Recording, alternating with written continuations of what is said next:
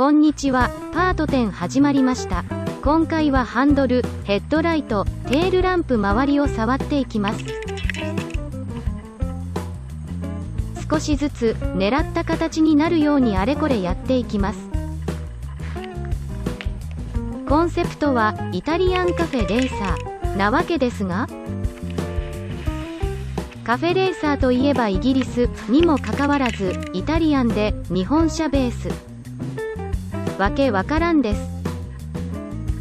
外国人がイメージする誇張された日本みたいな、そのあたりの弁解解説をしておこうかなと思います。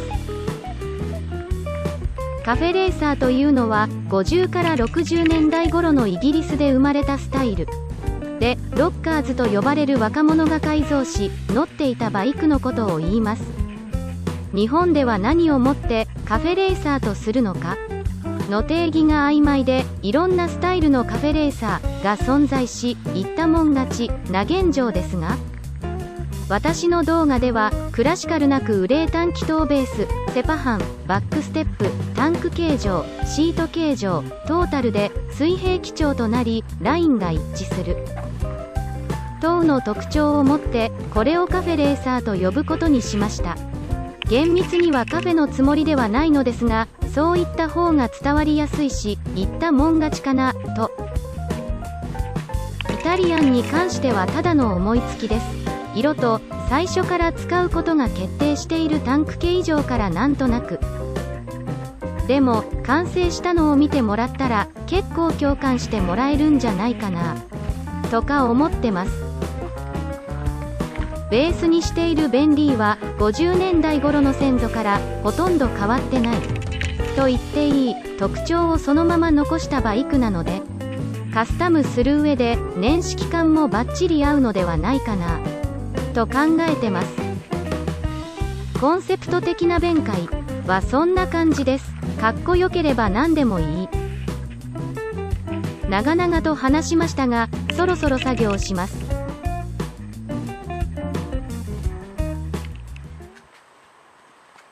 まずスイッチボックスを取り付けます。今回使うのはこれです。ノーマルのスイッチボックスではいまいち色気が足りないので SS50 と同型のものを用意しました。なかなかにやれています。しかもこけたのか底面が削れています。部品も足りていません。あまりに汚いのでレバー類は新調しました。しかし同じ型式から取ったのに左右でテイストの違うものが届いてしまいました。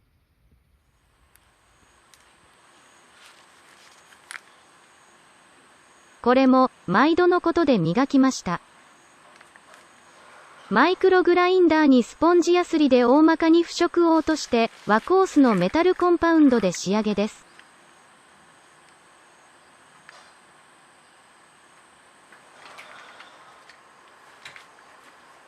取り付けます。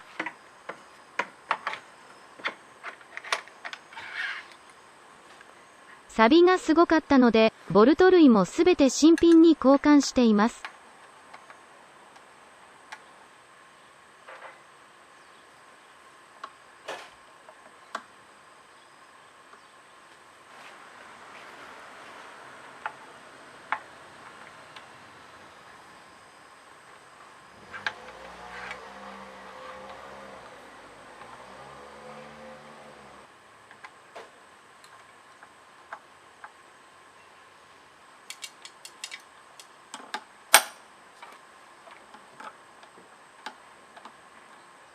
OK です。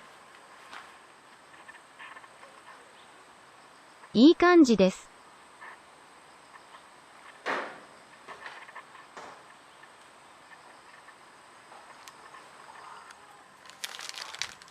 続いて 3D プリンターで印刷したタコメーターユニットですが、ダイレクトにつけたのではおそらく振動で壊れてしまうので対策をしておきます。ホンダの純正部品で、本来はハンドルポストの防振用として取り付けるはずのゴムを流用します。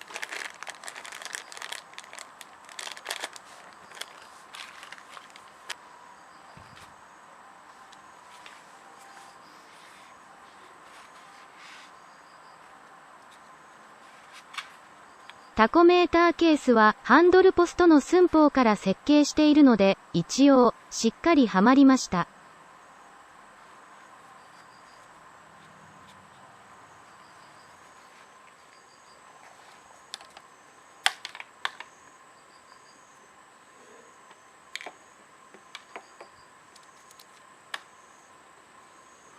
今回、読み上げソフトを棒読みちゃんから音読さんに変えてみました。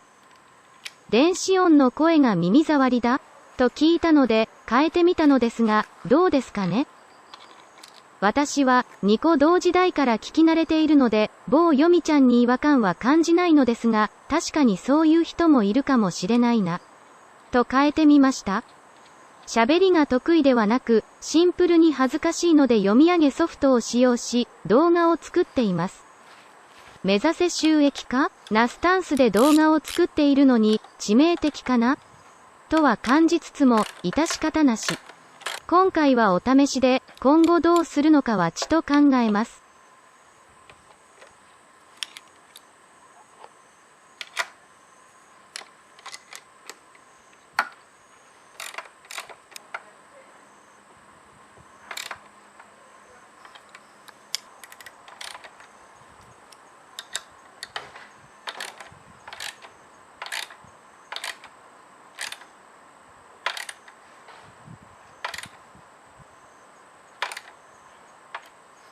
取り付けました。気休め程度かもしれませんが、ないよりは随分マシになると思います。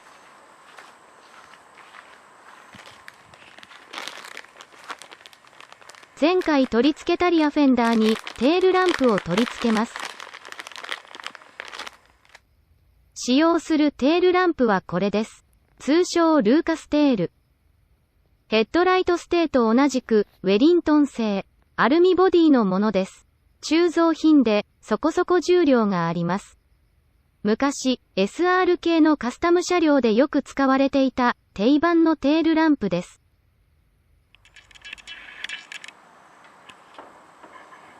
これもスポンジやすりとメタルコンパウンドでざっくり磨いておきました。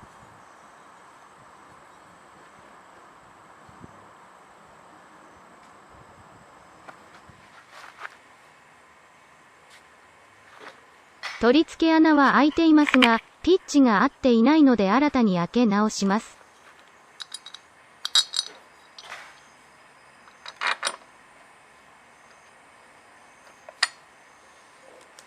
めっちゃ苦手な現物合わせの穴開け。スパッと開けれないので、マスキングテープで位置決めしてから開けます。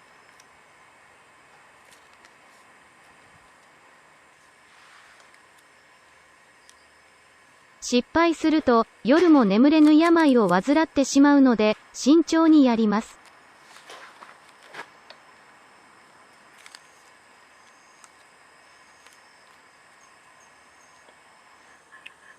見る角度を変えたりしつこくチェックです。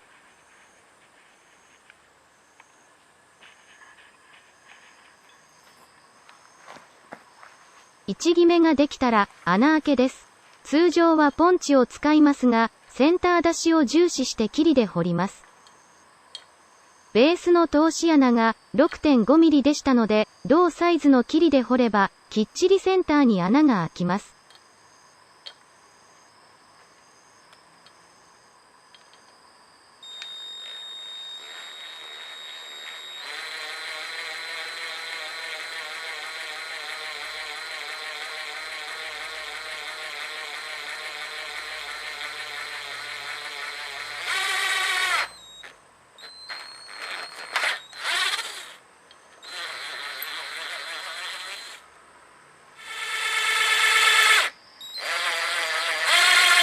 残りの穴も同様に開けていきます。R が合っておらず、斜めに差し込むので慎重に。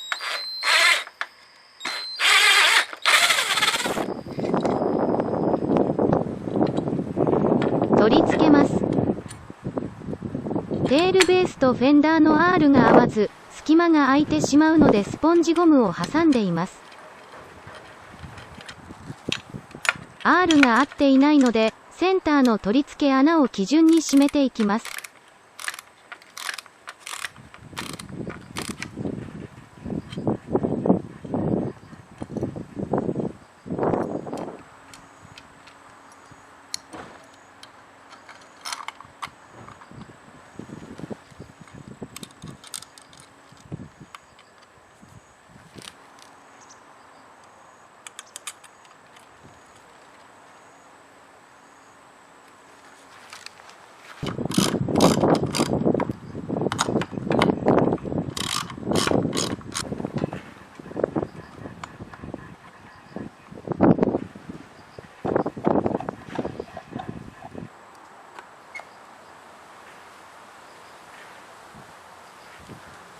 OK です。前回、仮合わせしたヘッドライトに部品を組み込みます。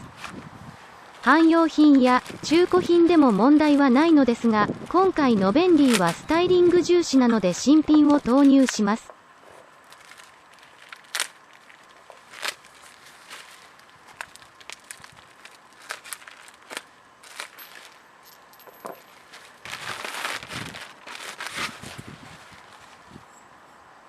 特に、ライトリムは見栄えに大きく影響するので、点錆のない新品でいきます。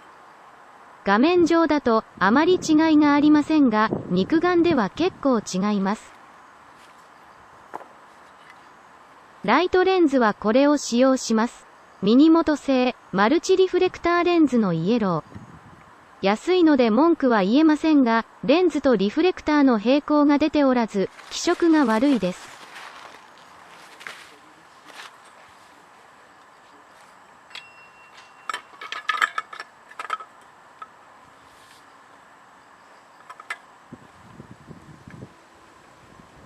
取り付けます。ついでに振動対策として、ホームセンターのゴムを2枚挟んでおきます。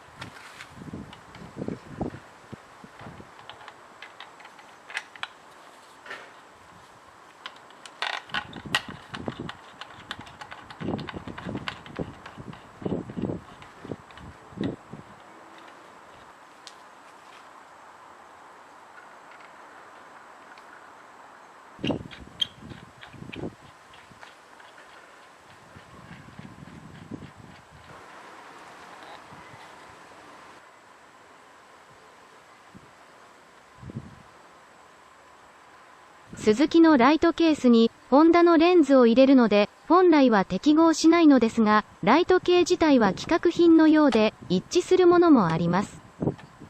今回の場合、ライトケース側の小加工でうまくはまってくれました。ちなみに、オリジナルはこういう変わった形のライトレンズがついています。この形も可愛くていい感じですよね。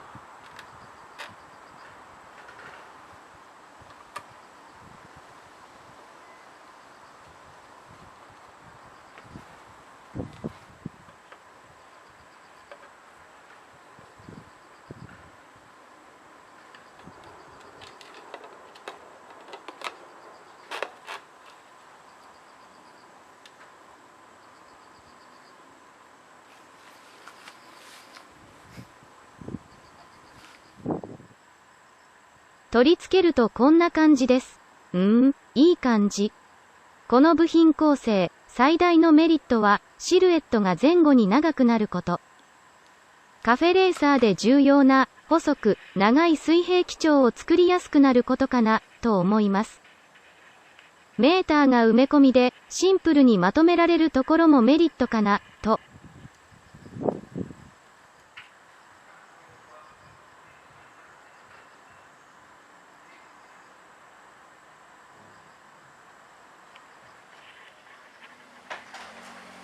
細かいところですが、乗っていて一番目につくところなので、ステムナットも新品に交換します。ホンダでは、廃盤で部品が出ませんでした。仕方なく、ヤフオクの転売業者から購入。2007年頃まで販売されて、他にも共通の車種がある部品でも出なくなってるとは。そのうち、ホンダの中古車を買っても、全く直せなくて乗れなくなるかも。とりあえず、手に入るうちに買えれるものは買えておいた方が良さそうです。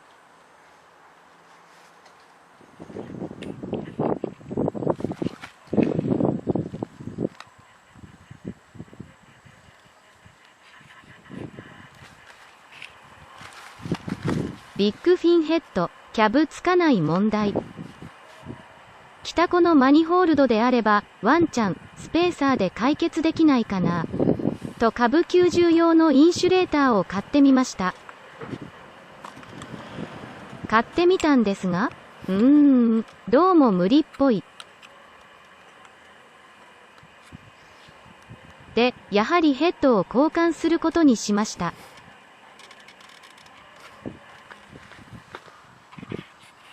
交換予定はこれ、もともとついていた50のヘッドです。デチューンになり、ややテンションが下がりますが、今のところ、スタイリング最重視。そもそも 70cc 程度では大した性能が望めないので、ノーマルヘッドでも大差ない。とも言えます。むしろ、低中速域では、無価性能の面で、バルブが大きいヘッドより性能が良く、セッティングも安定しやすい方向になるので、なしではない、という感じです。自動遠心クラッチで回転数が選べない株だったら普通にこちらをチョイスしてると思います。いつか必要になったらエンジンを丸ごと交換してしまうつもりで、今回はノーマルヘッドでいきます。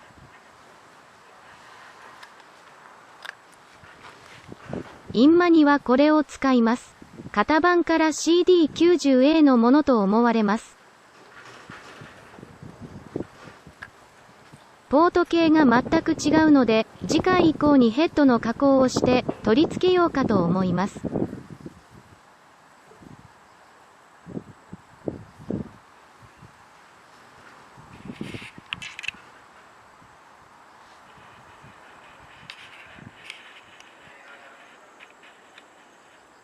パート10はここまでです。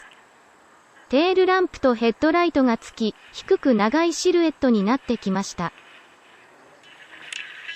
今後、ヘッドの交換をして、キャブとマフラーあたりをつける流れで進めようかと思っています。これもポン付けできず、しかも動画映えしない、という作業になっていくと思います。ハンドル周りえいわ。ライトレンズもええがな。